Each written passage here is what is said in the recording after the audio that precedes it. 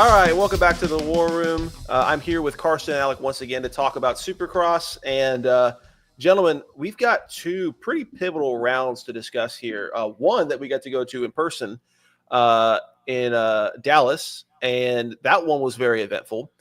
And for some reason, honestly, the last three times have kind of been just through crazy, I don't want to say luck, but just like complete chaos. Cooper Webb is now a six-time winner at Arlington. I think it's six. It's at least six. The man is Thanos at Dallas. I don't know like what kind of drugs he's on when he shows up there. I don't know if he's like he walks in there and takes a Mario mushroom and like just goes crazy. I really don't know. But the man's inevitable. And so were Chase Sexton's mistakes, unfortunately. We thought he graduated from them. And I mean, we're what now? About to be 4 rounds in a row with some kind of crazy, crash or mistake, if we want to count Daytona this last weekend. So a lot to break down here, but let's start with Arlington, where we got to be boots on the ground doing active journalism, because we're professionals like that, because the only kind of journalism we accept in this podcast is one where at least 2 of the 4 journalists have beers in their hands. So that's what we were doing. And aside from making fun of all the very cheap and stupid Feld merch that was terrible, that I bought none of because it looked like the 90s threw up, but not even the good 90s, just like the cheap $5 shirts that were sent to Africa from the losing Super Bowls. It looked like that kind of stuff. So aside from that, and then Beta's subframe being lower than my expectations for Chase Sexton now going forward, we did a lot of great journalism. We discovered that Ducati is now partnering with Shell. That was really cool. So that's going to be a huge title sponsor for them going next year. We took a vote and determined that the best military appreciation livery was from Triumph, who had a really, really awesome livery. We also determined that the worst livery was without a doubt Beta, because they literally just took their existing red, white, and blue livery and put camo over it. But I'm not talking like what KTM and Yamaha did with their minimal effort, where they just took their existing primary colors and put it into a camo pattern. They literally look like they got stickers from Walmart of camo and cut them and just plastered it over, just green and black camo. And it looked like something from like a off-brand G.I. Joe movie. Like it looked like G.I. Joe and Transformers had like an illegitimate child. So I don't really know where to go from there in regards to what we saw in the pits, but that's what we can report. It took a lot of effort and about probably $70 for 4 beers to do that, but we're here to provide for y'all. And then going into the actual racing, it wouldn't be Dallas without us witnessing someone die last year. Well, almost die. Last year it was Austin Faulkner. This year, unfortunately, it was Jordan Smith with the lead of the race, which, if we don't count in last year, it's very on brand for Jordan Smith to just have some kind of freak accident like that. But yeah, so aside from that, and then being surrounded by drunk Deegan fans that just screamed for any blue bike that was in the lead, and I don't think could actually interpret the numbers, because I swear when Cooper Webb was on the podium, the guy that was 3 people down from us kept yelling, Deegan! Deegan! And I'm like, bro, he won 30 minutes ago. Like, anywho, so Alec and I were making fun of him. I think I've summed it up pretty good from that, aside from the important stuff. So what matters most here is that I think in Dallas, and we see this again later when we talk about Daytona, I want to get your thoughts. Do you think Cooper Webb absolutely won that race, but do you think that it was more responsible from Chase fumbling the bag and trying to take more than what he could bargain for? Because you get into the third of the 3 mains. He had the lead, blew it because he stalled it in typical Sexton fashion. Let Cooper get in front of him, had to pass Justin Cooper as well. And then with 1 lap to go, he catches back to Cooper Webb, but he has the overall, and we now know that he knew he had the overall, but just wanted to try to prove a freaking point, I guess. I guess he didn't need to in Glendale, but he did need to now. I don't know. So, Carson, I'll start with you. Alec, I'll follow up with you. Do you think Sexton was just trying to send a message here to Cooper of just like, I don't need to just win by the system, I can beat you straight up, even if I make a billion mistakes, and do you think that was him playing into Cooper Webb's own mental game of like Cooper makes, with his like his tactics, it almost makes like Chase Sexton fall into a trap he didn't even create. Yeah, that's oh gosh, I don't know. Because I'm trying to think, like, there was room for him, probably. He was close enough, and there was enough turns left. With how close he was, he maybe could have made a pass. I don't know. I don't even know that he even necessarily meant to do that. Like, I will say, me and Alec were horsing around there a little bit, and Alec was totally pulling for Chase, Me too. and I was like, dude, he's gonna get up behind him, he's gonna crash, he's gonna go for the pass, he's gonna crash, and that was a couple turns before that, and then he did. So obviously, I had to mention that I basically called it, You did. That but was the first thing you said. Yeah. but but in hindsight, I don't know that he was necessarily going for the pass. Like I think that like Cooper had to have slowed up or something. And maybe it had to do with the lapper a little bit. Like the lapper kind of made him go a little bit more to the right than he might have wanted to. Because maybe if the lapper wasn't there, he would have gone around the outside of Webb. Maybe like Well, this. what happened was like he had to thread the needle and take a little bit of a slightly different line than his Yeah, usual line when he'd be on the high bank, right? Because that lapper was there on the very high edge of that bull turn. But but I don't think Chase was expecting Cooper to cut down like he did, right. because Webb So went high and cut yeah, down early, and that's where he caught him and yeah, tucked the front. Was he made and contact with the rear wheel? yeah, and on the broadcast, one of the because I watched again afterwards, and somebody was talking about how Webb has a tendency to come out of corners early. And maybe Chase might have known that, could have known that, should have known that, whatever you want to say. That's like a crazy thing to gauge in a moment like that. And he's already like that's one of those corners where you're kind of jumping into it a little bit. Pretty Um, much. You're coming off that so triple yeah, or a so double into the single.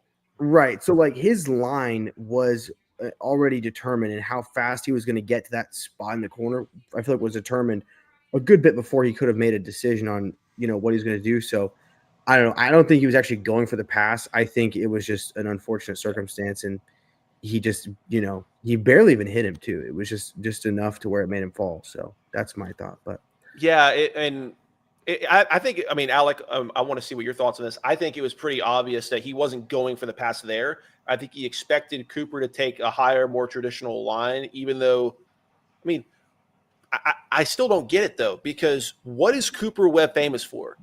Being pretty terrible in the early West Coast rounds. And then when we get to the East Coast with softer dirt, he's known for making the track shorter late in the race and becoming a beast end by cutting down. That's what he loves to do. Is go high early entry of the corner and then cut down, make the track shorter, and take advantage of the higher lines where you carry more momentum around the high edge of the bull turns. Those developing more ruts and becoming a lot slower and unstable. This is kind of like, I know that a lot of riders don't always race people differently based off who they are. But like, if there's one other than like Justin Barsha destroying his engine and by just going crazy on the RPMs, the next most distinguishable riding style, in my opinion, in regards to line choice is Cooper Webb. Do you think not, or do you think Chase just had no idea at all that Webb would cut down that much? I think Chase knew. I mean, we've seen Cooper Webb on TV for years now, and this isn't nothing new for him to cut down lines, shorten the track. I think Chase was going way faster than he thought he was. I mean, he was into that rhythm as they were, hitting the last triple. He was just getting into it, and he gained so much time on these guys that by the time he got to Webb, like Carson said, he kind of jumped into the corner expecting them to, maybe the lapper to still be there, but Webb to have cleared. And I think he was just going, like I said, way faster than he thought. Now, to have the overall and know you have the overall, I think once you're in the zone, to not necessarily try to make the pass, but go that same speed. Because as soon as you, I mean, that's flow state, right? as soon as there's a lapse in flow state, you're going to make a mistake. And we see it all the time with Chase because he's really only as consistent as like Anaheim 1 or 2, the one that he just went out and lights out, is when he's going that speed and can get into flow state. I think he was just locked in, and he was going to pass everybody that was in front of him at least once, maybe Well, in twice. this case, he was going for 2 and 3 at this point in Yeah. just that moto alone. And honestly, when I look back at it, like, I think we're all in agreement. He wasn't trying to make the move there. He knew he was close enough that if he just was on his rear wheel going into the whoops, that he had him. And that's what, I mean, the whole race. I mean, I had a drunk Deegan fan to my right and I had Alec to my left. So Alec and I were pretty much just doing play-by-play commentary as if we were Ricky and Lee, but, competent. And, basically I was literally saying, oh, I think he's trying to set up in the wood. And before I can even get the words out, down he goes. I hear, I told you so from Carson in the distance. And then I just hear screaming because the guy three people down from me, who honestly needed an escort out, he thought it was Deegan. He thought Deegan won another. He thought Deegan won a fifth moto. Deegan was out twice. Yes, for 2 events. I really. I mean, he's over there. Not that far off in height. Yeah, he couldn't even believe Deegan raced 6 races that night. He was like, I know. He probably went home thinking he didn't care. He didn't. He didn't care either. Yeah, I mean, so aside from that craziness, so that we went into that situation with tied red plates, right? So obviously Webb comes out with that. And look, and even if Chase lost to Webb that night, if he gets a second, he only is 3 points off from Webb? Yeah, 3. Totally fine.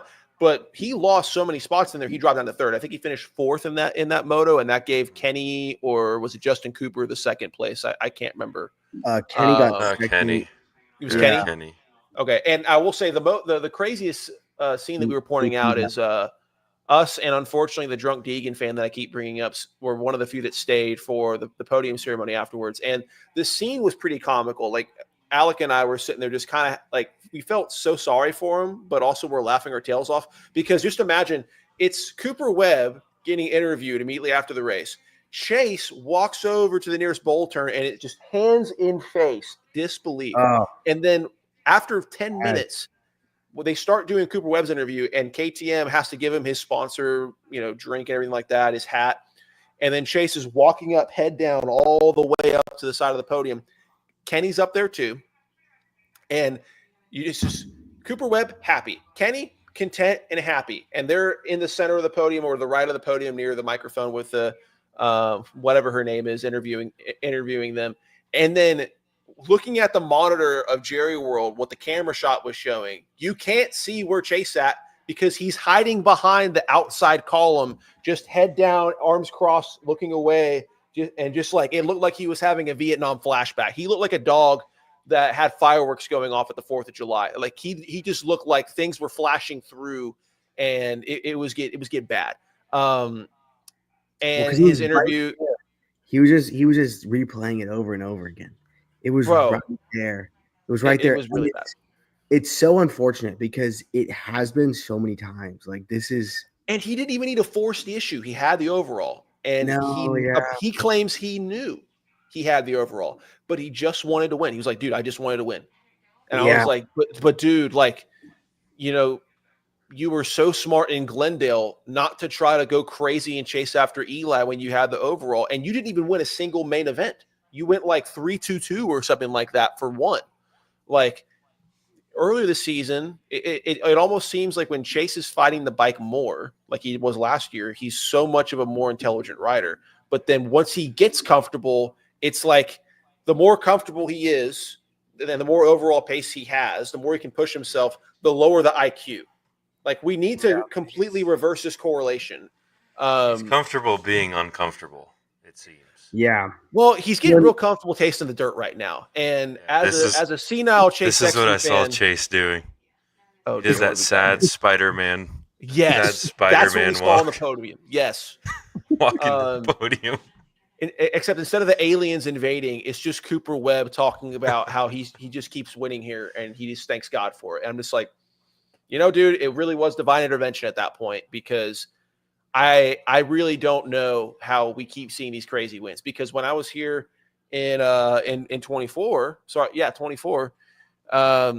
He won because of just some craziness with just Jet Lawrence going just complete psycho. Like it just seems like every year at Dallas, somebody loses their IQ, i.e. Chase Sexton. I mean, 2023, I think it was. Yeah, well, actually, in 23, Chase Sexton literally had it in the bag, and then with 2 laps to go, literally got like blockaded by a lapper, not just like being in front of him, but as Chase tries to go around him, he goes left to right when Chase goes right and just completely almost like tackles him, just holding him up to where Chase has to go to a complete stop.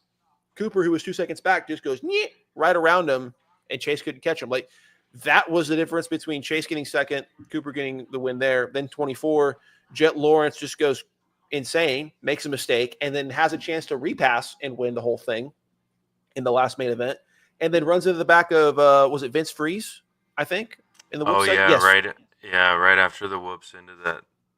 Yeah, It was like that long corner. I don't think it was the sand. Yeah. But it was like coming into the whoops and then that little 90-degree.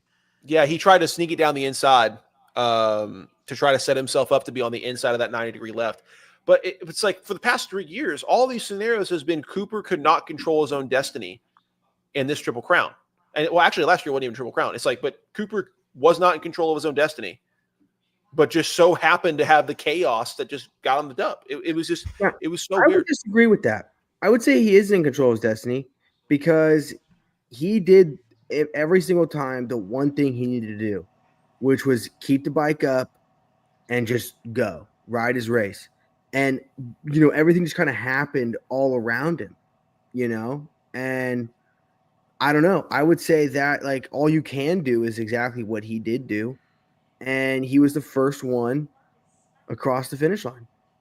Well, and he's proof that you don't always have to be the fastest guy to win a championship either. Yeah. But like there's other places to where he absolutely won with his own control of destiny. Like think of like, I mean, even though this resulted in a crash, getting him the victory, think Tampa 2023 when Sexton had the lead in a large gap, but Cooper ran him down and continued to apply the pressure and forced him into a mistake.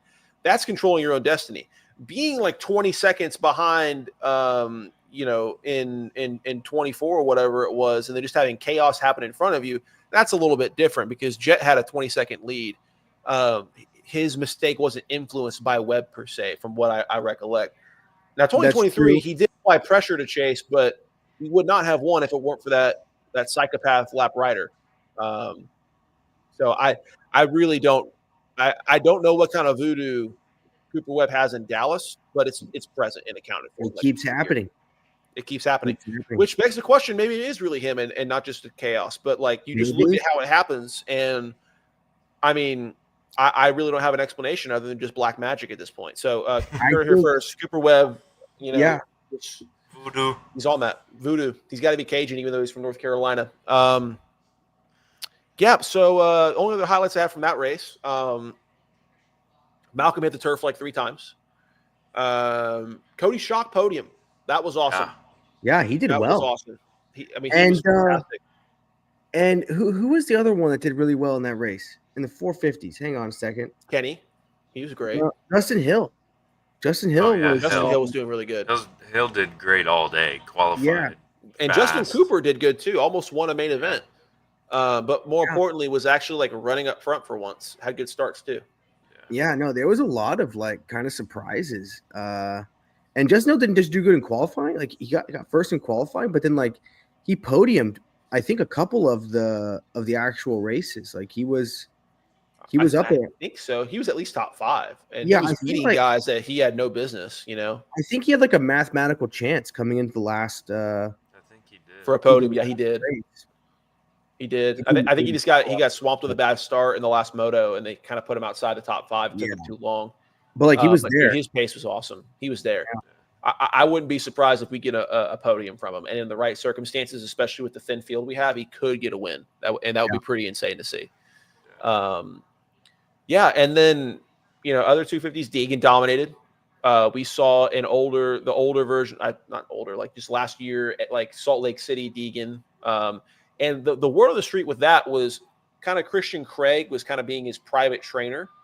and he was kind of like not riding with all the star guys for the earlier part of the season. And then after the round before Arlington, he kind of said, okay, the heck with that. I'm going to go back with riding with everybody and competing every weekend and not just doing my own stuff. He's like, I wanted to tap into my aggressiveness.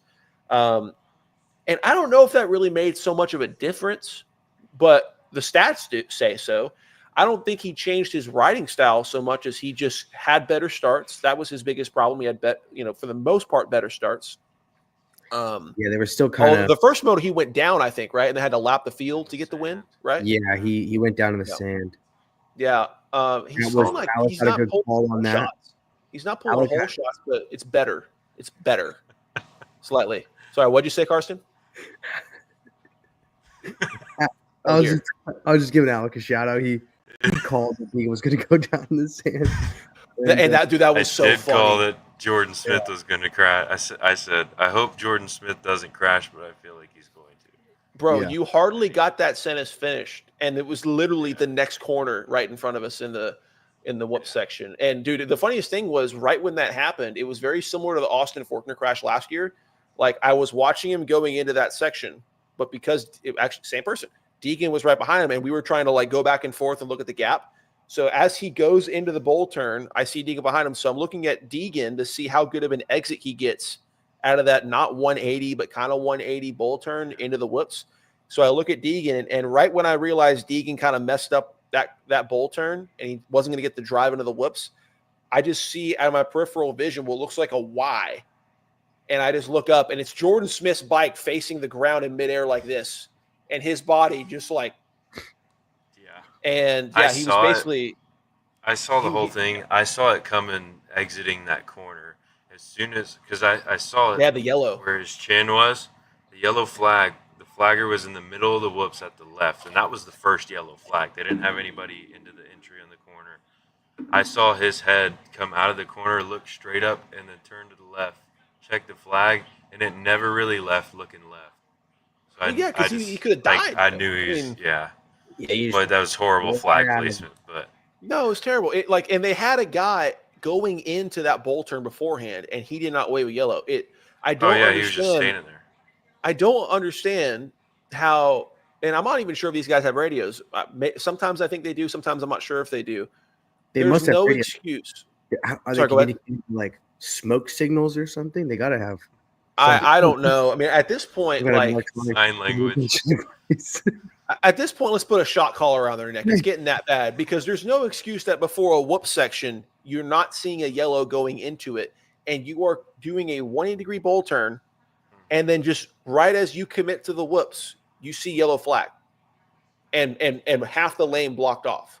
And especially with how like knife edgy those whoops were and how much they were breaking down, like, this is too dangerous.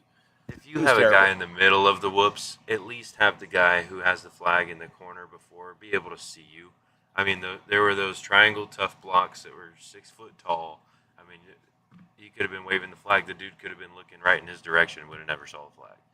Yeah, exactly. There was no way that flagger could have known unless he's got an earpiece that says, hey, down in the whoops, and then, he throws his. But I mean, if we're going to keep doing stupid stuff like this, let's just verify health insurance information on their way into the corner. If we're just going to keep doing this, it's going to keep getting good guys hurt. Yeah, it's crazy that this is still the system. I feel like there's some kind of better technology.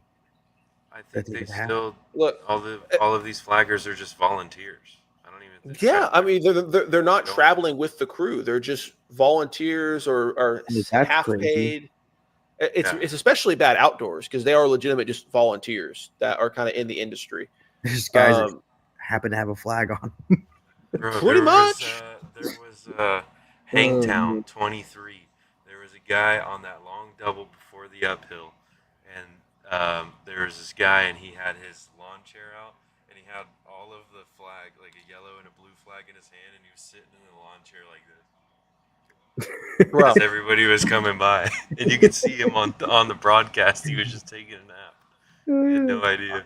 Bro, this is a stark contrast of like motorsports, right? You have like F1 that they will have so much data and so many people analyzing just one of the 20 cars to where if they're trying to figure out if someone was going full speed on a yellow, if it came down to it, they could tell you exactly how fast and at what point on the track their left testicle was at while going at 220 miles an hour if it came down to it. Whereas in Supercross and motocross, we can't even get a flag up in the right spot. Like, it's just like I know that we don't want to go like to the full, and we don't need to go to the full amount of data and sensors and all that other stuff and systems that F1 has. Completely different sport. But can we get like some? I mean, if we can't get the flaggers to work, then just do the lights, bro. You've already got the system for the lights. Yeah, maybe like some poles, and they make the poles light up. Well, I mean, they already have that, bro. Like, if you've seen on some track, they have like poles on each side, and they have a yellow light, and like, oh, I see what you're doing here. But like, they already have it. They just don't standardize to it. Yeah. It's stupid. And it costs more money, and then there's this sport just got a $200 million TV contract from Peacock. They're about to get another $80 million for sports betting. This whole AMA is the sanctioning body, and the sport has no money, and we need the AMA because the sport has no money. And then the members of the AMA is what's keeping the sport alive, is what you've been led to believe. But this sport, the promoters, all of these, I mean, the Coombs family, these people are making so much money and making you think that the sport doesn't have any. Exactly. And it's like, okay, if I were to ask the teams, hey, let's put a little more buy-in money and we can put the system in and maybe we like keep your riders alive a little more often, they would absolutely like cough it up immediately if it came down to it. Like if they had to buy in, sure. They probably feel like riders are kind of a dime a dozen right now. Like there's so many guys. I mean, if you're Pro Circuit Kawasaki, you draft 8 and you have 1 left at the end of the Supercross season, but like everyone else that's like a KTM, they've got like 2 guys. Right. So, and then it always plays to where Star's always in it for 250s because they have an army of 16 that they're fielding every year in both fields. So it's like you wonder why Yamaha keeps winning 250s. It's because everyone keeps getting completely hurt by August, not August, by February. And then, even if Yamaha gets half their field depleted, they're going to have some 31-year-old they gave a 1-year contract and they're going to win. Who was it 2 years ago? It was Christian Craig. I'm sorry, 3 years ago. It was Christian Craig. Who's it going to be this year? Probably Max Anstey. Yeah, that's true. Colt Nichols. Well, yeah. And they do. I mean, they are keeping the riders healthy here. I think something's going on. Like, Yamaha is keeping their riders so much healthier than Kawasaki. They must have, like, I don't know. Maybe Kawai's not cold plunging enough, They don't have. I mean, at this point, I'm starting to wonder if they're jumping through actual rings of fire on their test tracks at Pro Circuit because there's half their injuries are during practice, bro. Yeah, I mean, I think maybe they're riding too much. Maybe they need to go lift more. Maybe they're over in California. They're not getting real milk. Maybe they're drinking, 2%, 1% skim milk. 1%. Skim, almond milk. Friggin' yeah. You heard it here first, folks. Levi Kitchen drinks almond milk. Okay, you heard it here first. Can't have it. And that is why he broke vertebrae in Daytona last week. If he would have drank whole milk, his spine would have been fine despite making the shape of a Q. He would have been fine. Crazy. It was pretty nasty, man. Especially with how much speed he had. To Daytona now. Yeah, what a perfect segue than a rider almost dying to change topics. I love it. So yeah, Daytona. Let's just start with 250s. Levi Kitchen dies. Not actually though. But his spine once again pretty much made the shape of a Q because he just caught a wheel tap wrong and the daggum thing folded over the top of him. He is pretty much going to be out for the season. We'll be lucky to get him for outdoors because he's got 2 or 3 upper vertebrae actually broken, which is pretty crazy. Usually with these, it's the lower ones, but somehow it was the upper, probably because like his head was stuck while the rest of him was making the Q, and the bike was on top of him. Yeah. RJ, phenomenal ride. Phenomenal. Tom Vial, present and accounted for, unlike his previous couple rides. Yes. present and accounted for. He's Yeah. been He's there. so unaccounted. I mean, that's I mean, the previous couple rounds, he was a non-factor, and at least he ran up front at one point. Yeah. So, but with how good I he is agree with outdoors, you. yeah, with how good he is outdoors, this is a track that he should have won again on, like he did last year. Yeah. But look, RJ's going to RJ, and I think RJ put him and others in a position to where you're going to die, or I'm going to win this race, or both. And when that happens, RJ's going to RJ, for better or for worse. So that was great. And let's see what else happened. Who else rounded out the podium? I do Hey, want to take Austin it Former back. survived. Yes, That was he good. did. That was Did he very get a good. top 5? I think he finished. Like 7th, maybe? Yeah, inside top 10, I know. But I do want to go back to Kitchen. I think Kitchen would have passed everybody on that field.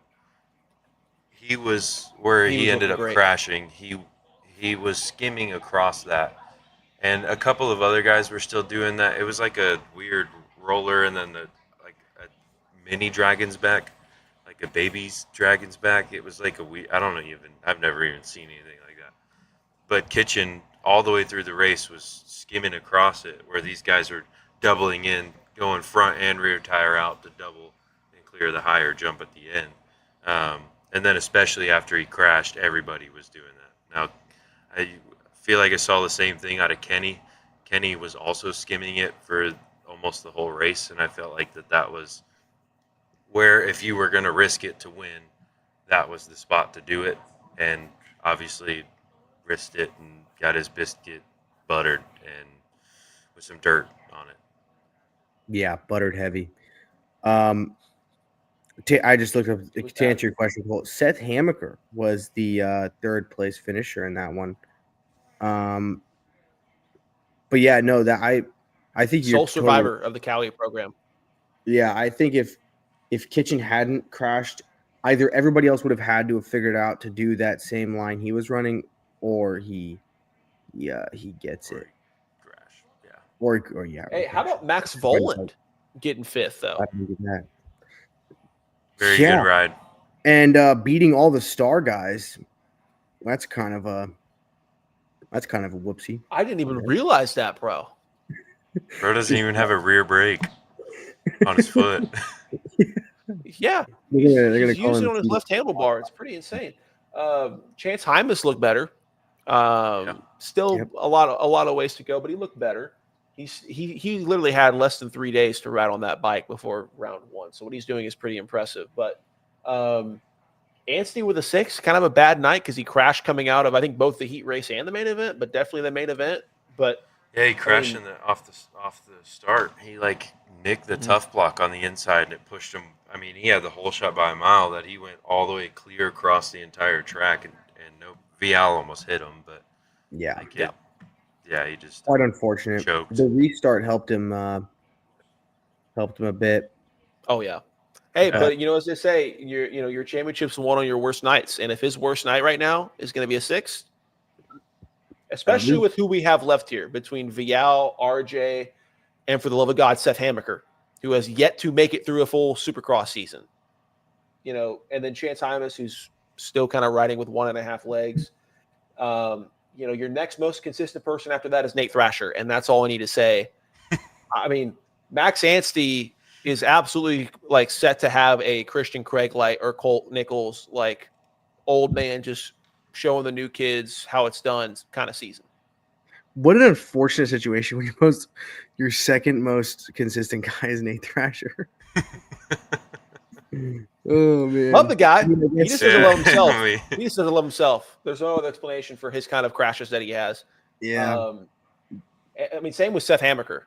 I mean, I want to take like a lone survivor poster from that movie and just put his face over it, and just put Mitch Payton in the background, just like in full camo, because that's who he's got left. He's got one guy on both coasts. I don't think Ty Masterpool may come back next weekend. He posted on Instagram. Looked like he was coming back. I'll believe it when I see it. I would love it. And the only guy he's left in West for sure that's been there has been help me out. 36. No, McAdoo's dead. Sorry, not dead. He's Just got he's the ACL surgery. ACL. Maca, don't count on his ass. He's out. Pretty much. Gosh, why am I not thinking? Do. This isn't helping with the West Coast guys. Yes, yeah. Maca did What is not his name? start. He was Yamaha last year, I thought.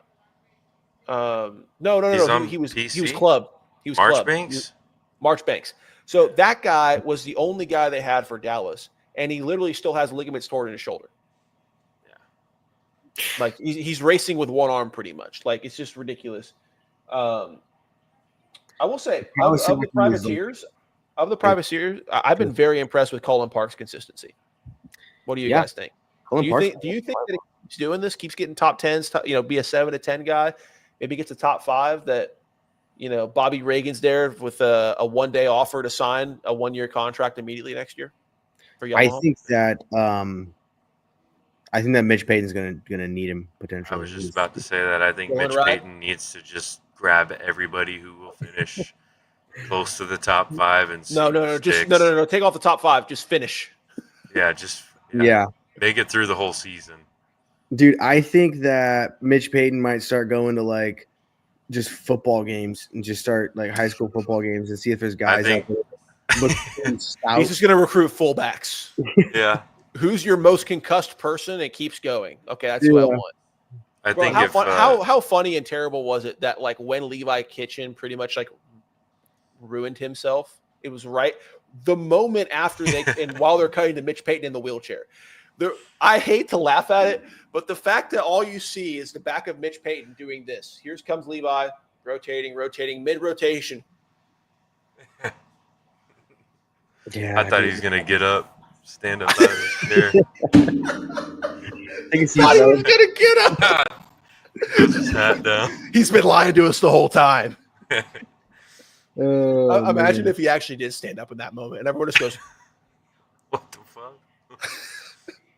That's too funny. Man. I don't think there's much else in 250s. Let's talk about 450s here. Once again, Chase Sexton must hate himself. I feel bad for the guy because we can't even make it through a heat race that you get a hole shot in 2 corners, and we're face planting, and the visor's off, the bike's screwed up, like we're Dunskies. Like they're like I don't know.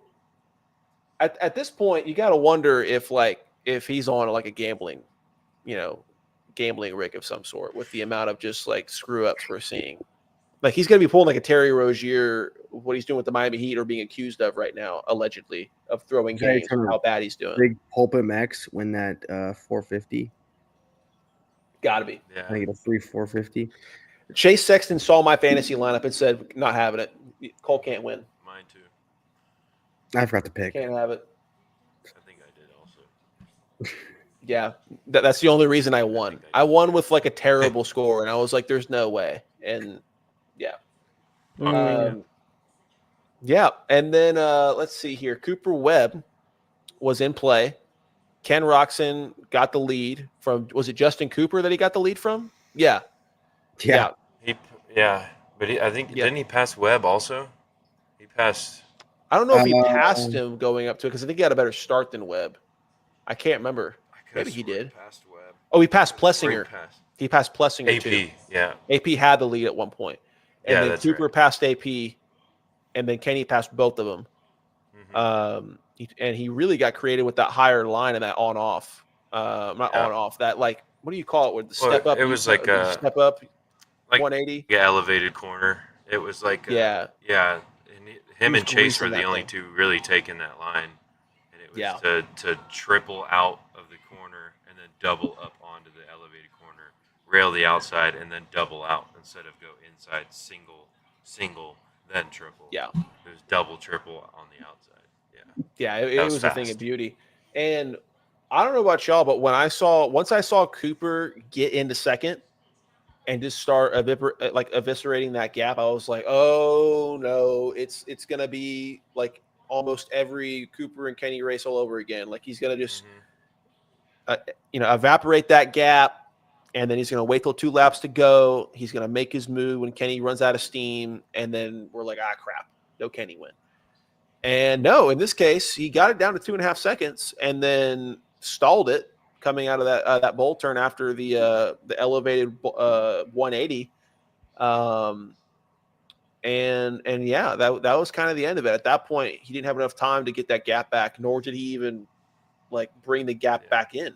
So what was y'all's thoughts on that? I mean, so do y'all think with Kenny closing this that Kenny can now continue to start? Maybe he's the one that starts applying pressure, or do you still think it's going to be Sexton that is the main contender for Webb going forward? I think Kenny's only down by 13 and Chase is 10. Let me check. Yeah, I think that's right. And then Ken's down 16. yeah, and I think Chase is down 10. 10. Yeah. And then the ever close Jason Anderson, who is only a mere 43 points away. Hey, right there with Malcolm. Man, literally, they're separated by 1 point. Like if Malcolm keeps doing what he's doing, he'll be in 4th, like after Indy. Good chance of that. Yeah, I think that Roxon is definitely just as much of a threat as Chase, especially now that he's got a win and somewhat of a straight up win. You know. Yeah. I am looking at the sector times, and oddly enough, Kenny didn't have the fastest sector time anywhere. He was like second fastest on a couple behind Webb, and then one he was third fastest, and then the rest of them he was like just a top 10 fastest, which is kind of interesting. But he was like, he's just consistent for the most part across the board. His line choices were also great, especially in that sand section. And then being able to like, I don't know, he's definitely got a lot of confidence now that Webb was sitting there right behind him, just kind of lurking and wasn't able to get it done. That's definitely going to be confidence inspiring for him. So I think that it's like he's kind of trending like the complete, like him and Kenny are like freaking ships passing in the night. Like it's like, what's that one movie where like they're what's that one movie? I think it was Pirates of the Caribbean where like they actually are like crossing the River of Styx or whatever it is, and like there's people like they're going in one direction and there's people that are dead on boats going to the afterlife in the other direction. That's kind of what I envision. Yeah. Chase Sexton's going one way, Kenny's going the other. Yeah. 2 different complete destinations. Yeah, 100%. And so we'll see. It's definitely still Cooper's to lose right now, but Kenny's, I would say, more viable potentially. Do you think that the pressure will come off Sexton now that he's dug himself into this dumb of a hole that he's just like, you know what, like far back enough? It's like, hey, doesn't matter what I do now. There's no way I can make this worse. I think yes, totally, because like I said earlier, Chase is uncomfortable, or he's comfortable being uncomfortable. I mean, we saw it at Hangtown last year, in the outdoors, dead last at the start of the moto, just puts his head down, just locks in, and it was beautiful. Just focused. I mean, it's like it's poetry to watch, and I think when the expectations are lowered from his team, from fans, when they start expecting Chase to go down or crash out of the lead and lose, then he doesn't, and then gets that confidence back, gets comfortable, and then does it again. Now, if he can play it right, he can get the timing just right, where he gets hot with, stay somewhat consistent, top maybe podiums, maybe a 4th place, and then just go win the last 3. He's got to figure out who he is as a racer. All he needs to happen again is for Cooper head. So I just say Cooper Webb's head to get dribbled like a basketball again, because that's what happened in 23. Yeah. And then Eli Tomac, Achilles. The crazy thing is he should always be thinking win, and that might be the problem. He was riding more consistent and kept the championship maybe even closer because he was basically within like 14 or 10 points up to Nashville last year. When he didn't have the pace to win every weekend. Now that he does, and he should be winning every weekend, it's like, okay, we're back to 23 Chase. And I don't know. I really hope we didn't get too much of a false illusion as to how much more grounded he was on that KTM from what we saw in Anaheim 1 versus now. That looked like a completely different rider. Someone way more in control and confident. And that was with a thicker field. Like, so I really, obviously so much of this is mental, but like, bro. It's all mental at a certain point, dude, because like dude, you know what it's been like? It's been like watching Jordan Spieth after he went on that run back in, I don't even remember when, like 2016, 17, 18, somewhere in there. Like Jordan Spieth went out and won like 2 or 3 majors, just absolutely crushing, winning the small tournaments, winning the big ones, and then just off a cliff. I mean, he's been like a top 10 at times, but like just totally different. And it's all mental because like, you know, in golf, you can go out and shoot, like those guys can go out and shoot that score on any given weekend, but it's putting it together time after time on a very specific weekend. And this is no different. It's like Chase probably goes out and rides these laps at this pace all week on the practice track and probably even faster and probably on a harder track. Like I'm sure they practice in conditions that are harder than the race. They're riding for longer distances. They're, you know, you want practice to be harder than the actual thing you're doing. But then whenever it's time and it's all, I don't know, I think it's all mental. It's gotta be because he's fast. Like he can ride. And yeah, so maybe now, like you're saying, that the pressure's off a little bit, he can just go out and not. It's maybe when he starts thinking about winning, like when he starts thinking about something that's not what he's actually doing. Like winning is not, you know, riding the dirt bike and riding it well. Like winning is a different activity. Yeah. It's like literally that one jump. Yeah, I really don't. I think you're 100% right. I have nothing else to add. So to pivot just a little bit, I want to do what I do best, and I'm going to spread Malcolm Stewart propaganda for a minute. He has been climbing the charts a little bit on the standings, and I have a prediction. Minus any, oh dear, minus any crazy crashes like what we saw in 23, even in practice, where he randomly just hurts himself, which I really hope does not happen. I think he's doing exactly what right now, a little bit less pace, but the strategy is the same. I think he is doing exactly what I talked about 3-4 weeks ago when he got his first win in Tampa. I was like, hey, if he didn't have to keep winning right now to have a great, like, to be holding a trophy at the end of the year. I'm not talking about the trophy. I'm just talking one of them and be in the top 3. All he needs to do is do exactly what he was doing in 2022. You have a thinner field. You just need to be a top 5 machine.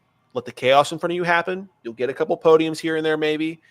And even if you just get top 5s the rest of the season, with the chaos that happens at the front, you may wind up getting 3rd overall or 2nd overall, in his case in 2022. So I think if he keeps doing what he's doing, I'm not saying that like Webb, Sexton, or Roxon is going to just completely bin it. But if we look at the stats, we're not even near May yet or April, thereafter. And we've already had the stats show we're going to keep losing riders before we start getting them back, and especially with guys that are left in the championship hunt. Stats aren't in our favor. I really hope it doesn't happen, but it couldn't be injury wise. It could just be just craziness, right? Someone just goes down, loses 25 points, door opens, right? So my prediction, you can agree or not, is we will see at a minimum Malcolm be in the top 4 by the end of the year if he keeps doing what he's doing, which is be, a 6 to 4th guy, podium on a night that someone has a screw up. And I think he peaks at being 3rd in the championship. And I think that's what's more likely given the craziness if he keeps it on 2 and keeps being consistent, Malcolm. What are y'all's thoughts? I think that's fair. I feel like you could also say that about anybody else in the field. An AP, if they could get top 5s and let the craziness happen, I think but no one else in the field's been consistent, though. So I for know. someone else in the field, they would have to change what they're doing, is my point. Anderson has been all over the place. I mean, we've seen him run in the top 3. We've seen him getting lapped.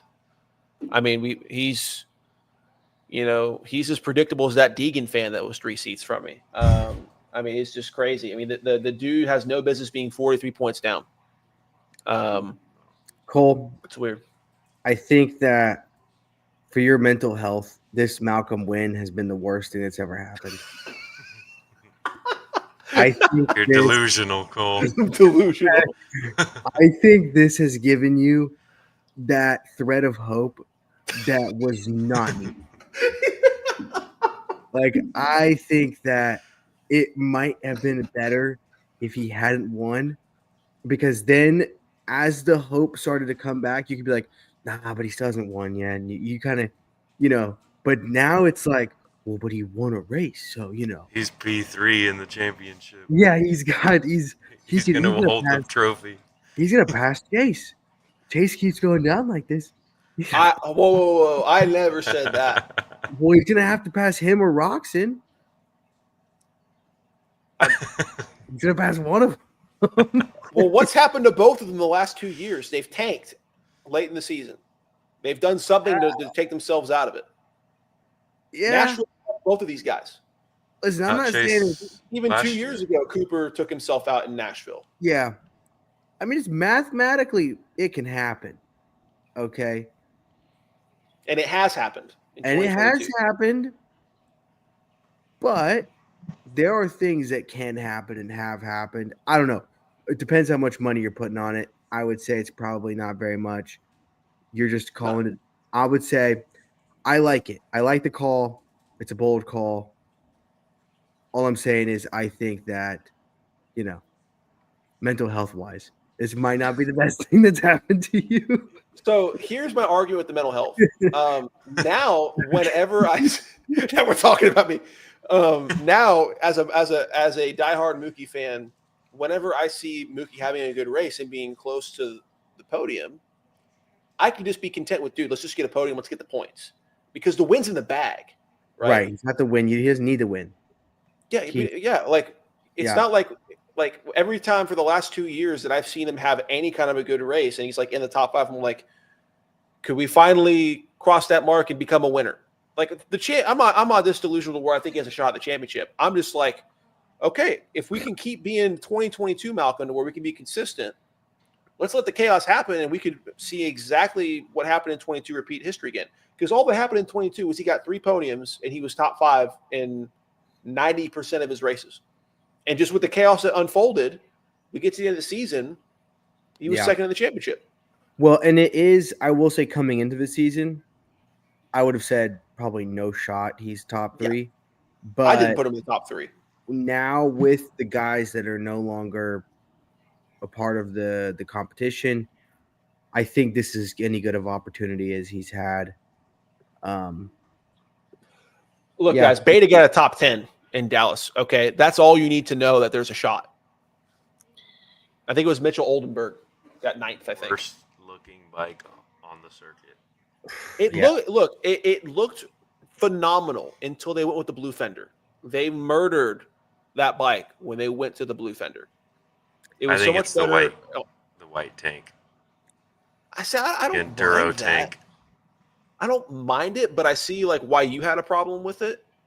I think if you had a red fender like they did when they first launched it, would have been great. Well, we saw that it was perfect. That 2-stroke that had the red fender, and that looked good. Yeah, that's what Colt was riding to begin with, and it was like one of the best looking bikes on the grid. When it was red primary, blue accent, it was chef's kiss, like amazing. And now, in regards to the Italian guys that are entering this sport, a Beta is you, and that just sex on wheels Ducati that was literally in the stall next to it is the guy she told you not to worry about. That thing was just like molto bella, like just amazing. Like I love the look of that. You put number plates on that sucker, it's gonna look like the best bike on the grid. And especially with TLD doing their gear, it's just gonna be amazing. Like they will probably get lapped for their first 5 races, but they're gonna look freaking amazing doing it. It might be Hammer good. Time. It is unfortunate that like all the colors were kind of taken. You know, these They the didn't other take brands, purple though. yeah, but purple. So- Yeah, no but one's took purple's purple. not. Purple's not. I don't know. Dude, if you do it in like a plum crazy, like Dodge back in the day, with like the 71 maybe. Challenger, like that's nice. That's Yeah, nice. they're gonna. Well, the problem now is they're gonna have to start going to like different shades. They're gonna have Yeah. to get like break out the pastels, or they're gonna have to get a little. I don't know. They're gonna have to get a little ladylike Like- with. Ken Roxon's going to be running a Pink bike sponsored by the freaking Easter pomegranate. Bunny in April. Yeah, this point. like. But look, They're the gonna- Italians found the right shade of red. Like not a scarlet, good. not the fire Yeah. truck red. It's like Well, right in they the always middle. they do that really well. The Yeah, Italians well, they kind of color got their red. own. They got their thing going before that, so they had to stick with it. Look, I mean, their engine's going to blow in lap 2 of a race, but it's going to be the most amazing bike that doesn't work you've ever seen. It's going to be great. I think it might come out good. I got a feeling they might be. Well, you know what? I say that, bro. They pulled 2 hole shots in MXGP this last weekend. Their engine package is good. Dude, they're definitely cheating. They're gonna cheat for sure. Something tells. It's going to be like Ferrari. Italians. It's going to be like Ferrari with Vettel that one year where they got shadow banned or shadow penalized the next year because they in F1 they figured out a way to rig the I think it was the fuel level system to where like it made it look like they were able to run more rich mix in their engine or something like that. I forget exactly what it was, but like they were able to fudge the numbers in regards to the like what they were running in regards to fuel. So basically, they were able to run with slightly much more of a speed advantage with their engine package than other teams that were doing it the legal way. It had something to do with that in like 18, I think 2018. Something like that. They're gonna do something fishy with that engine. I think they're gonna have, I don't know, something going on. Maybe like a little sneaky, turbo in it or something. They're not French, so they're That's probably true. they probably won't cheat. We can trust them a little bit more. But Same side of the world, but Oh yeah, so basically, like Ferrari messed with one of the sensors, so where they were able to run more of a rich mix of fuel. So run a richer mix, put more fuel in the car, but make it seem like they were within the regular regulations. Jesus. So their penalty the next year allegedly was that they had to run lower fuel in the car, which when you can't run as rich of a mix or something like that, therefore you go slower, get less power. I think that's it was basically like it was done under the table by the FIA because like if you're trying to sell tickets, you don't want to showcase to everyone that like the most well-known team in your sport just cheated. And not only they cheated and lost the championship to Mercedes for like the 8th time in a row. So it was just like that's why they kept it under the books. But anywho, so yeah, Ducati's going to blow an engine on round 2, but they're going to be great. And they might be my favorite team next year in regards to just like the swag they're going to carry in. But yeah, any closing thoughts here, guys? I'm not sure if there's really much else to talk about because you got 3 guys for the championship. It's a great battle. They're all having their moments. They're all within 16 points of each other with plenty, like not more than half the races to go. Oh no, we're going into round 8, 9. No, So almost halfway, 6, something like that. I thought we were 5, 6. No, We're already Arlington round- was 6, I think. I don't know. It's 9. I think we're at 9. That far already? Yeah, round need to 9 slow is this down. Saturday, so we're not Damn. at halfway yet. Or actually, we're kind of like right at halfway, like right this very moment because it's 17 right rounds. Well, it's We're close right enough to call it half. We're gonna call it halfway. Yep. Karsten with the math. Yeah, we're right at halfway, and we still have 3 guys that are separated by 16 points, and even with all the chaos, I think that's all you can ask for, and we'll see how it goes. Any closing thoughts, guys? I just want to Anything shout I out missed? the Cowboy AP. He had a great Yeah. weekend. He did it for Phenomenal Dale. riding, He did. and that was fun to watch. Look fast, confidence back. I'd like to see him to see him somewhere close, if not on the podium, on Saturday. I tell you what, I have one closing question for you guys. Do you think we're going to continue to see a different Kenny? Because typically, when we get past round 8, or really even round 7, Ken Roczen completely falls off a tank, like just starts tanking with endurance. Really, his overall riding, he usually is not great in the back half of the season, but in Suzuki years, he's been better. I think his first win he got with Suzuki coming back to them in 23 was in the back half of the season, if I remember correctly. And then last year he was doing good, was very, very close to the title, like in distance of it, like technically a contender before he got hurt in Nashville from his shock blowing up. So do you think that he's going to continue to be consistent, Kenny, and be a top 3 guy and contend, or are we about to see a tanking? Karsten, your thoughts? I think he's never won Daytona before. He has not until last weekend. We have, extenuating circumstance. So I think that's something to consider. All right, Alec, what are your thoughts? I feel didn't he figure out that fatigue situation of botulism? I know he battled it for a while. Whatever it was that he had. I've he heard had some that kind he's of thing. Better like now. Blood work. Yeah. Yeah, but man, I think he's just having fun. You know, a lot of these guys, you look at them, it doesn't look like they're having very much fun. Yeah, or no fun at all. But Kenny looks like he's hanging out. The kids are at the track with him. They're just, he's playing his island music in the pre-race, and he's just out there having fun. Well, I mean, that's fun to watch. For Kenny, it's usually like death metal for whatever reason, which I respect. But yeah, and Malcolm Stewart's got to be like a psychopath, because I saw on something that like all he does for his pre-race music they listen to is like he just shuffles everything. He doesn't have like a set thing. That. Yeah, everyone else is like, oh yeah, this is my warm-up song, this is my thing at the gate, and he's just like, no, I just shuffle it every time. Like it could be whatever. I just hit shuffle. I can't imagine. Talk about letting fate take you for a ride. Jeez. Look, I think if he gets I think if he had a preset playlist before motos, he would have 3 championships. This is the problem we got to fix. Okay, he needs to not get the that technique. Spotify share thing, and have his freaking crew chief or his mechanic like curate a playlist. Yeah, bro. God's sake, Toby Keith or somebody's coming on, and like, Reba maybe like. Yeah, dude, you need some Rasputin out there. Rasputin. We get copyright. Oh dear. All right. Well, we've come full circle. Thank you guys for listening. We appreciate it. We'll be back as soon as we can. Hopefully next week. If not, definitely 2 weeks from now. Actually, we'll probably take a week break, because we're going to get a week break after this weekend. So we'll probably be back in 2 weeks to preview the next Supercross round. But maybe next week, instead of doing Supercross, we hop on and we talk about F1, because that's almost back. You can talk a little IndyCar if we want to as well.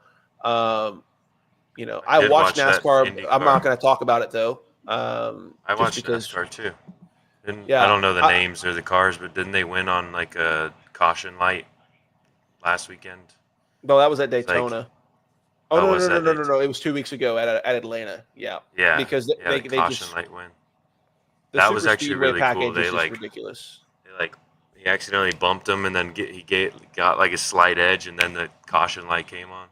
That was kind of cool. Yeah, it's cool, but it's just like, especially on super speedways, because of the fact that now I'm podcasting about NASCAR, but because of the fact that they've made the super speed package so low horsepower, and they've made these cars so draggy, basically it looks great for entertainment, but everything's plate racing now, and to the point to where, like, if it's a track to where you're not going to have someone like a whole 10 cars or more try to develop a third lane when you're starting at 2 wide.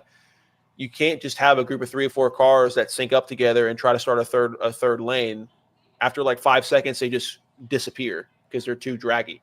You've got to have like 10 guys to make a third lane. It's way too easy for guys to block late. And then along with that, because everyone knows track position is so much more dependent and it all comes down to a fuel save and pit stops anyways, it's way more about throwing the right blocks if you're in front, nailing your pit stops, and saving fuel. So it's like the guys are running like 70% half the time, 70% throttle, even the guys up front, and they're just throwing blocks left and right. And you got guys that aren't afraid to throw blocks because it's like, oh, well, if I cause a 38 car pileup at the Daytona 500, it's like, oh, well, I was just going for it. It's like, no, dude, you got 2 brain cells and you lose your second to last one. Like, that's what happened, bro. Like, freaking, was it Briscoe or whatever at the 500? Anywho, here I am. This is your fault. I don't know. I just turned it on the Daytona 500 and had no idea what was going on, but I watched it, and it was super boring for like 2.5 hours, and then the last 5 laps was fun. Yeah, because it all comes down to the fuel save. Crashing and like. It all comes down to a fuel save. You can't have someone that can develop any kind of gap anymore because they're too heavy on the downforce. They have to fix their super speedway package. The draft's always going to be a factor. They're still going to make a pack. But if you can't separate at all, then everyone's just going to slow down and they're going to plate race. And it's all going to be passes through contact and throwing blocks and whichever lane gets a run and moving around. And it becomes boring, even with the stages. Because everyone knows that the end game is save fuel so you can shorten your very final pit stop and get track position for the last 20 laps where everyone decides to give a crap and actually starts racing. So they have to fix their super speedway package. When they're on mid ovals or even short tracks, it's a great package. It's fantastic. It's great racing. But they've got to up the horsepower. Yeah, they got to up the horsepower. Some more turns might. And some jumps and some dirt. Some jumps. And less wheels. Yeah. And now 2 less wheels. Now we got something we can watch. Okay. There's a reason NASCAR is like 4th on my tier of motorsport. Okay. It's Supercross, it's like the whole SMX series, Indy, F1, and NASCAR for that reason. Their road courses races are good. They had a barn burner at COTA this last weekend, though. It was pretty good. You had like 4 guys separated by a second going into the last lap. It was pretty dope, but like still not as good as like, for me personally, as like your average like IndyCar or Supercross race. Definitely not Supercross. Supercross is king for me. Anywho, I said I wasn't going to talk about NASCAR, and Alec, this is your fault. That's what you get. Apparently, I don't have the ability to not be analytical watching a race. That is like my curse. I make the joke that I only got half of my dad's photographic memory, and it only applies to like memorizing sporting events and military history. Basically, anything that doesn't make me money or get me good grades, I can't. The photographic memory doesn't take in place. So that's why I had to work so hard in college. And at work. Is I can watch a 3-hour NASCAR race, tell you exactly what will happen the next day in full detail. But then, outside of that or some random battle in World War II, it's just like, okay, we really got to work hard to memorize this. So I don't know what's going on. It's just, you got Wookiee fever. Okay. Oh yeah, that's what it is. That's what it is. Anywho, all right, boys, thanks for hopping on. Thank you guys for listening, especially these last painful 7 minutes. But we appreciate you. We'll see you guys soon. Probably talk about F1. That'll probably be the next thing. And we look forward to it. Thank you guys again. Peace. Later.